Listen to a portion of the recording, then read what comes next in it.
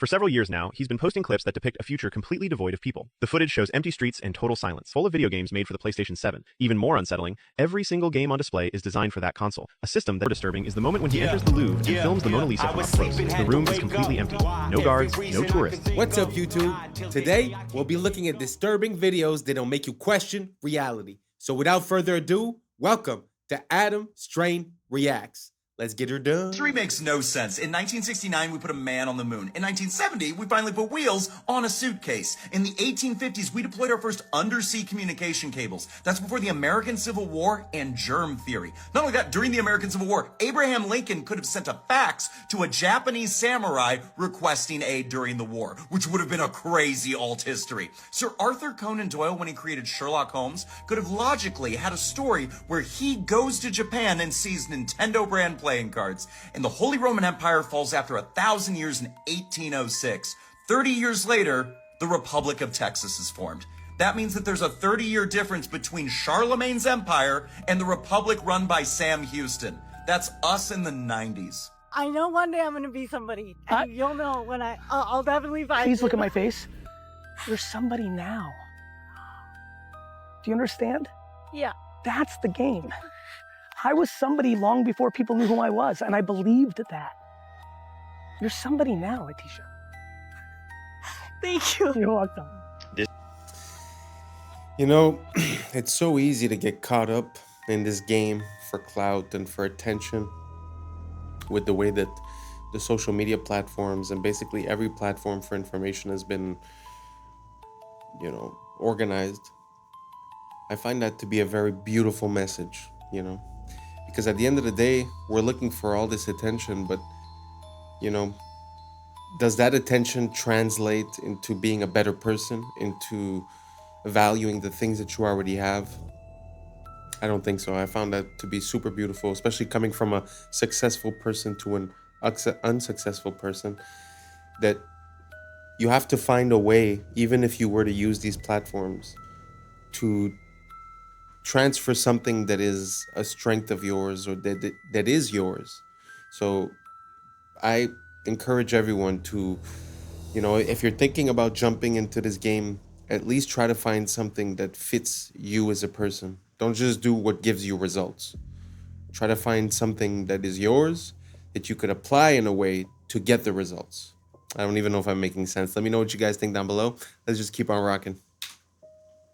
This video is going viral on Twitter right now. This is a principal. He just did a tap of the shoulder tricked the kid. Then now he is embracing him. You may be thinking, what's viral about this? Well, in this next clip, he sits down next to these students and has a lovely conversation with them. People are wondering what exactly was being discussed. Here, he gives the kid a little bit of a ride on a wheelchair. Woo! What's with this principle? What is the common denominator here? High-fiving students, being a good role model, loving every child as if they were his own. What's with that?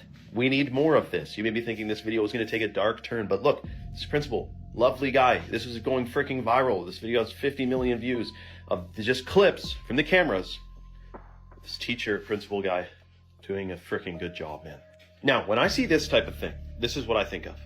Dear soul, but in an institution, I will say I am not a fan of the modern education system. I do believe it is intentionally flawed. It's supposed to make efficient factory workers. It has nothing to do with making you educated and critical thinking. That doesn't exist. So he's a dear soul in a system, and he's making the best of it, so God bless his soul.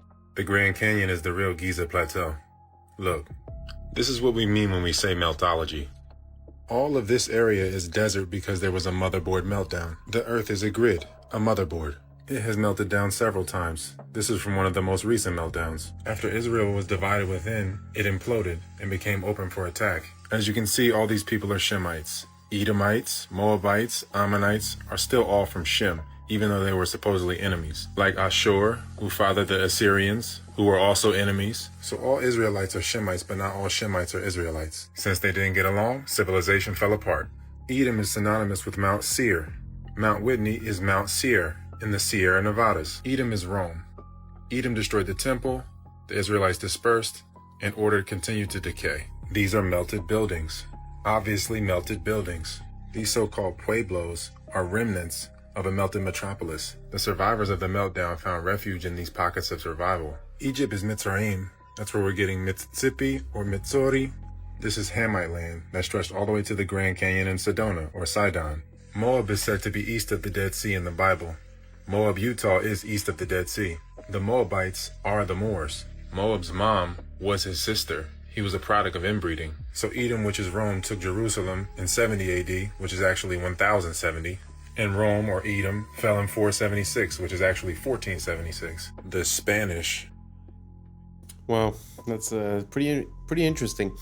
I've seen quite a lot of parallels between Egypt and Rome and the United States. So it really pushes me to re-question this whole narrative, because from what I understand, Washington, D.C. at its inception was called Rome, Maryland, so the land of Mary. So it seems like there's this old mythology that's involved, or at least encrusted into the naming or into... Because, I mean, even a dollar bill has the Egyptian pyramid, right? So I never could make any sense out of that. Let me know what you guys think down below. You think it's possible that the old world is the new world and the new world is the old world? I'm not quite sure, but it's just very interesting to see the similarities between these two places. Let me know what you guys think down below. Let's keep on rocking. The guy is convicted. He's a... Trump attaqué au Golden Globe, c'est loin d'être un accident. Regardez comment ça fonctionne. Mark, what's the pin? Mark Ruffalo exécute un rôle. Il doit pousser le mouvement Be Good avec son pin.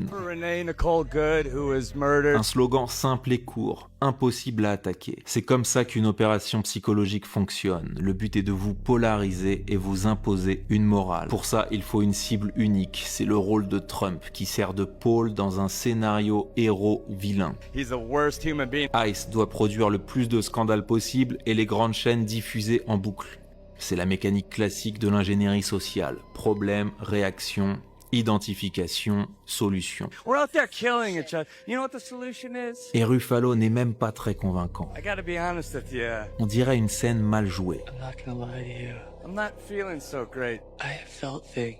Faire semblant, c'est son métier. I don't know. I can't keep pretending. It's driving me crazy. Dans Shutter Island, Now You See Me, il a le rôle de l'architecte de la manipulation. The more you think you see, the easier it'll be to fool you.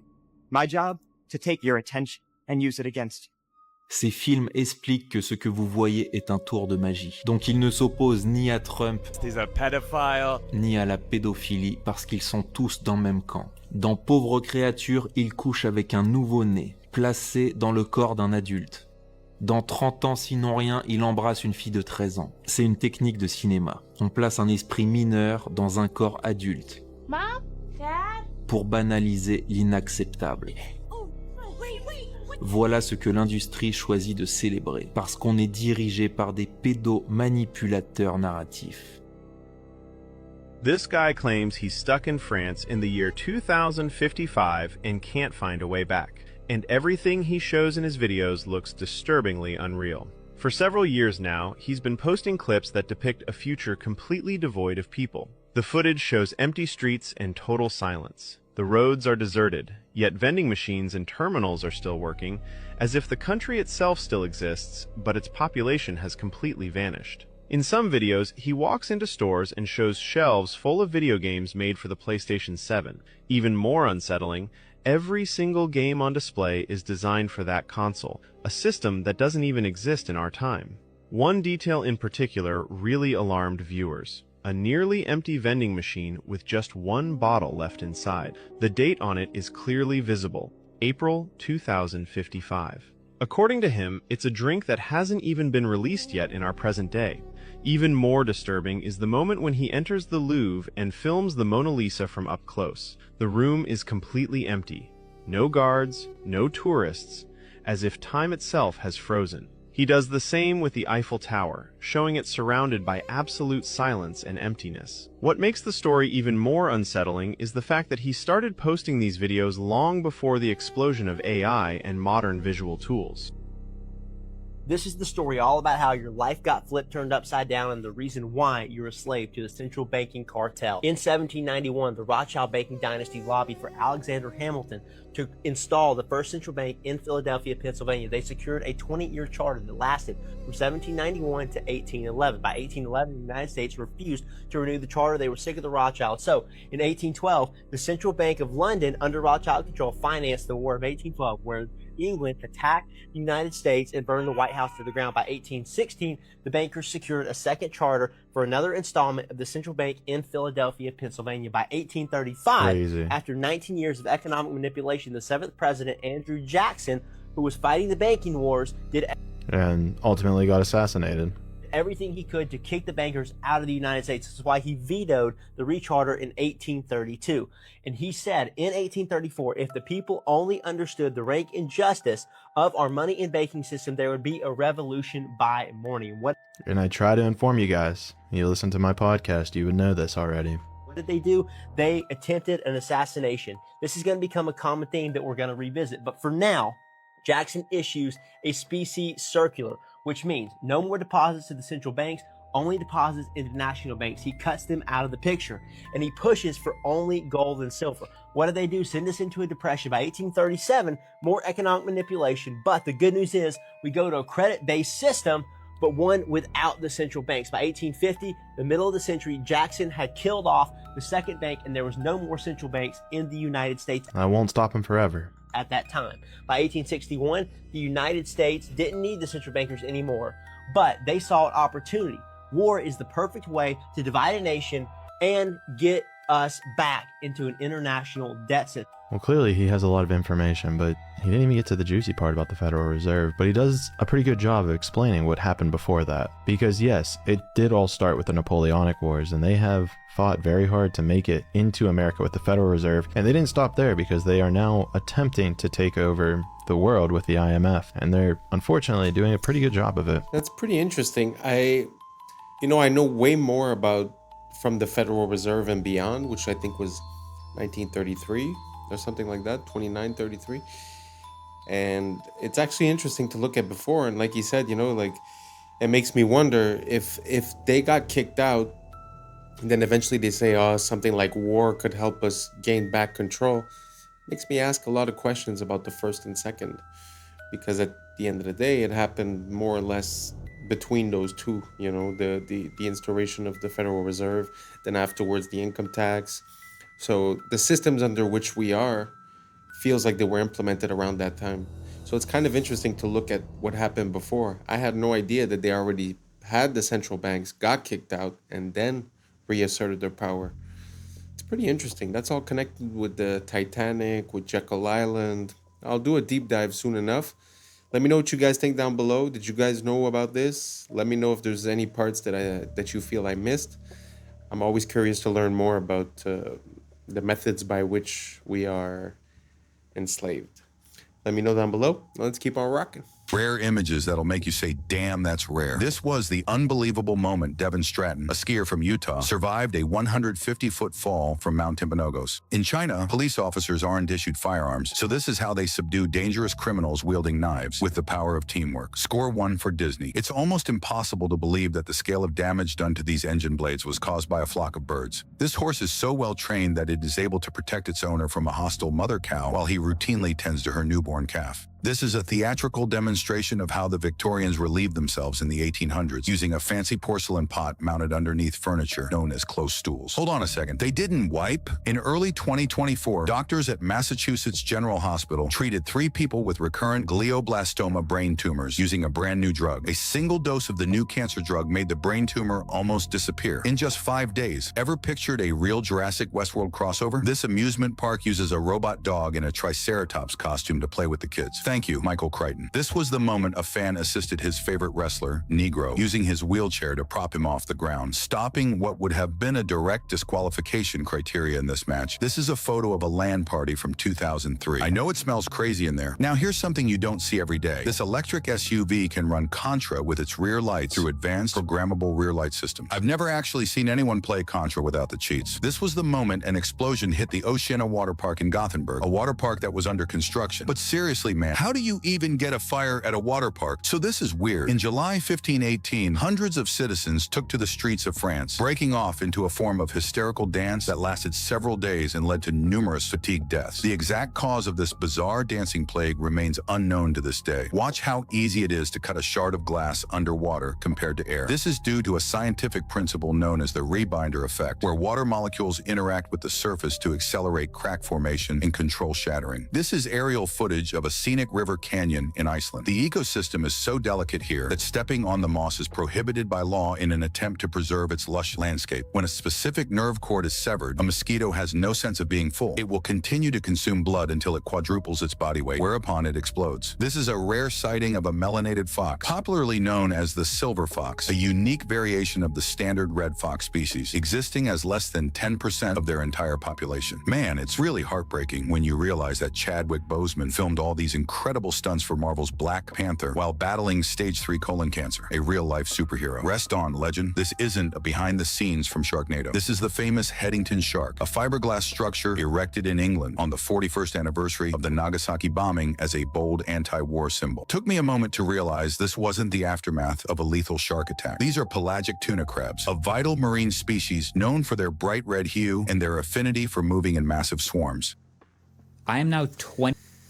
I mean, there's so much to go over in that little clip, but the only thing I could say is this world never ceases to amaze me, and there's always more to discover and to find out, and honestly turns me into a child every time that I get to learn about this world, because it's like you could never know it all, and it's so beautiful and well made, you know, so amazing. Let me know down below if you guys have any other videos like that. Send them to me, tag me. You guys have been sending me videos and I truly appreciate it. I'm gonna make a basically viewers sent in video soon enough. So keep on sending them in and let's keep on rocking. In massive swarms. I am now 20 nanometers tall. So, an individual transistor from a brand new 2026 M5 MacBook Pro is about the size of a garage for me.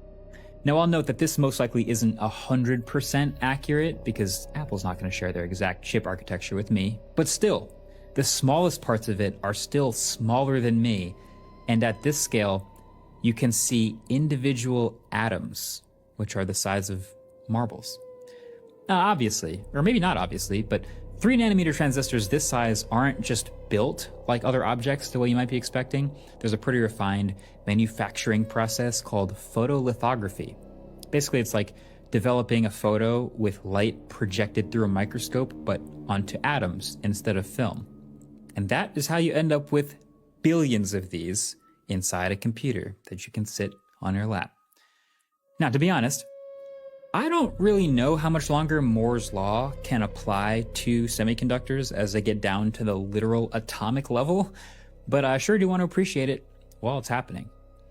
Speaking of appreciating it, hey, this is Epic Spaceman. One of my favorite creators, and of course a massive help with this video.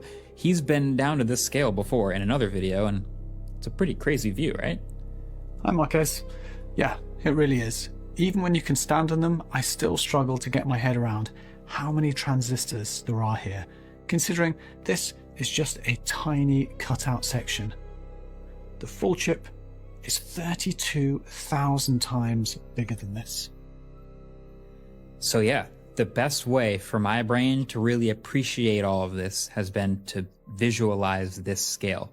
From the tiniest 3 nanometer transistors we have in computers today, at the scale of DNA and individual atoms, all the way to the micrometer scale with the computers of the 2000s and 90s and 80s.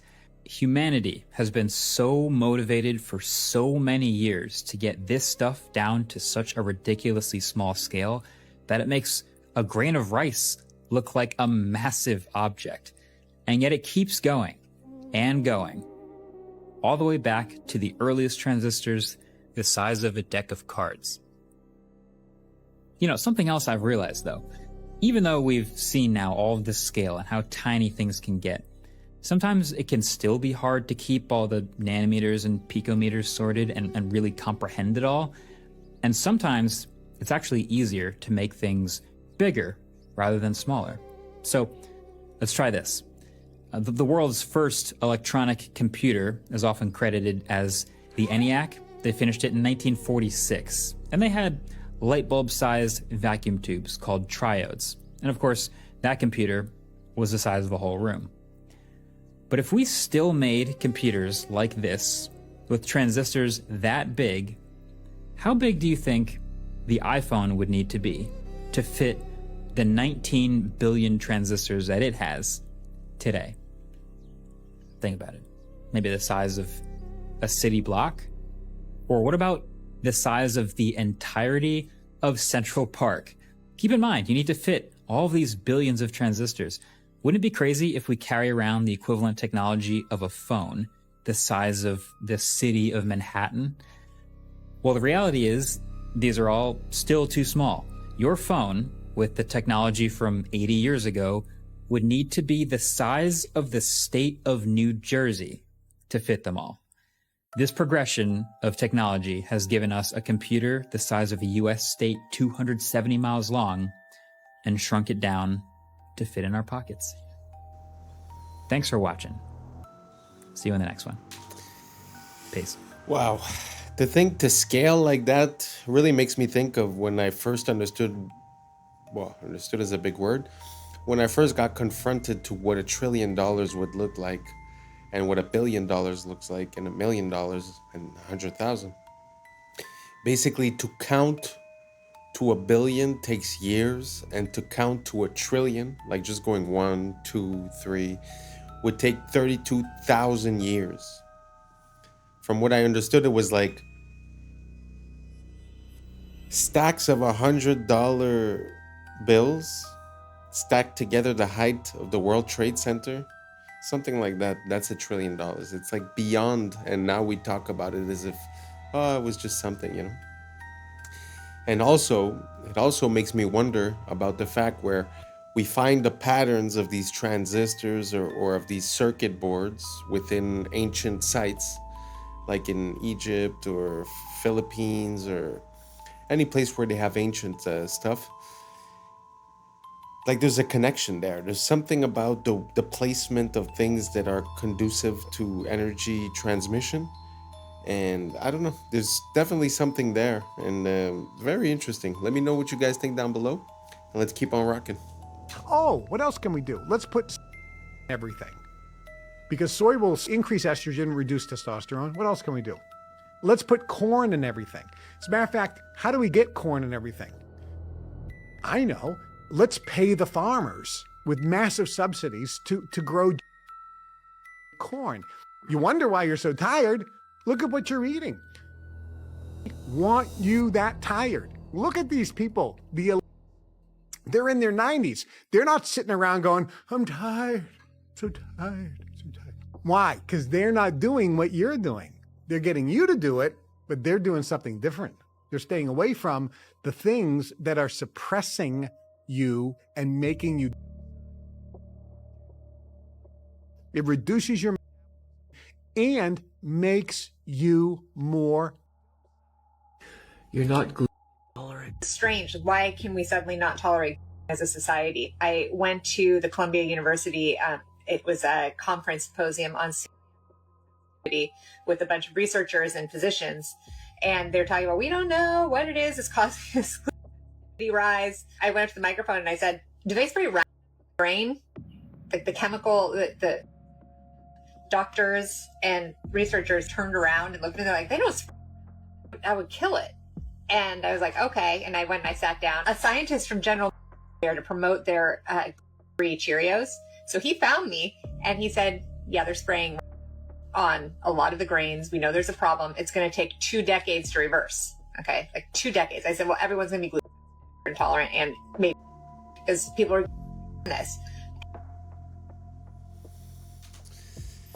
I always say it, man. There's definitely something wrong with not only the food, but our relationship to it. You know, as much as I agree with the first guy saying, oh, you know, the rich people aren't tired. Yeah, well, you know what? I feel that within the people in my environment, in my surroundings. Some people could have an easy job and at the end of the day still say, oh, I feel tired and this and that. I think it's also a thing of mind state. You know, like I used to work 7 days a week for a while. I had my own business, and obviously you're tired because you're there 12 hours a day. So I would go from work to home to work to home. And eventually I said, you know what? From now on, I'm also going to try to live. So when someone would offer me something after work, I'd always say yes. And the funny thing that I realized is that by doing more, somehow I had more energy. And since then, I've sort of changed my perception towards events. And that tiredness is gone. The energy is up. Now, all that being said, we're going to put it to the side. There definitely is something wrong with the food. And the fact that the people that provide us with the food are running under a capitalist system or way of, operating, it makes it super logical that to maintain profits and not necessarily raise the price, you would lower the quality of what you're offering. So all that to say, I understand that it's their fault in a way, but really we vote with our dollar and with our dependents. So, it's something to keep in mind, we could always blame someone else, but at the same time, we need to understand how we get to that point. And I think the root core issue of that is that there's certain things that are needs and certain things that are luxuries. If we apply the same system to both, it's kind of normal that we get the same results in both. So I encourage everyone to rethink our relationship with not only the food, but the people providing it to us, and try to think of ways that we could do it ourselves or just not encourage them, and try to figure out why we are here. So that was it for today. Thank you so much for rocking with us.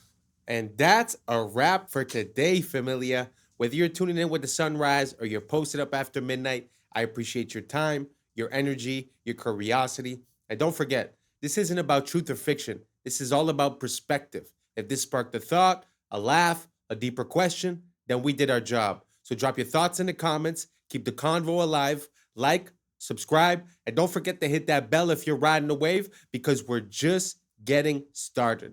So until next time, stay grounded, stay weird, stay critical. I'm Adam Strain, and this has been Adam Strain Reacts. Peace. Now's the time for us to link up. Really think we on the brink up. Making a change from living this strange.